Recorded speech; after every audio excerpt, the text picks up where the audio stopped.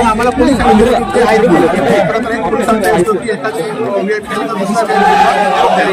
पोलिसांनी मुद्दाम करण्याचं कामच केलंय. आता 15 मिनिटाच्या आधी हे जर गेले नाहीत तर आम्ही घुसणार, शिवसेनेची ताकद दाखवून देणार.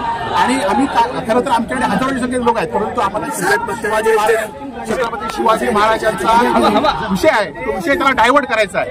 आणि आम्हाला खरं तर स्मारकामध्ये ज्या प्रमाणात भ्रष्टाचार झालाय, ज्या प्रमाणात महाराष्ट्रामध्ये उद्रेक झालाय आणि त्या उद्रेक आता कुठेतरी दुसऱ्या गोष्टीकडे न्यायचा आहे. पण आम्हाला खरं तर आदित्यजींचा आदेश आहे की तुम्ही शांततेत बसा, त्यांना जाऊन देईल. परंतु आता आम्ही 15 मिनिटात आदित्यजींचा सुद्धा आदेश मानणार नाही.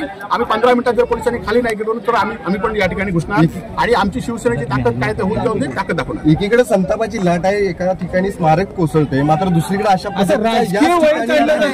नाही का काढले जाते, कारण लक्ष दुसरीकडे विचलित करण्यात जाते. आता मी म्हणतोय की कालच्या जो मोदींचा दौरा होता त्या दौऱ्यामध्ये असंच मोदींच्या दौऱ्यामध्ये सुद्धा भाजपचे झेंडे घेऊन असेच नाचत होते. आणि काल जेव्हा छत्रपतीचं स्मारक पडलं तेव्हा मात्र पाय लावून गप्प होते. आज हे नारायण राणे आज 3-4 दिवसात इथे आले. नारायण राणेंच्या तोंड काय आणि त्यांच्या बसची राणे यांची कंपनीची तोंड बंद होती. का बंद होती तर ह्या भ्रष्टाचारामध्ये प्रमुख असलेल्या रवींद्र चव्हाणांनी नारायण राणेंच्या निवडणुकीमध्ये 1,000 रुपये लोकांना वाटले होते, त्यामुळे त्याची तोंड बंद आहेत. परंतु हे विषय छत्रपती शिवाजी महाराजांच्या स्मारकाकडे आम्हाला काढायचं नाही. 15 मिनिटात जर खाली नाही गेले तर शिवसेना सुद्धा रस्त्यावरती संघटना आहे, रस्त्यावर ताकद दाखवू. 15 मिनिटाचा वेळ घेऊन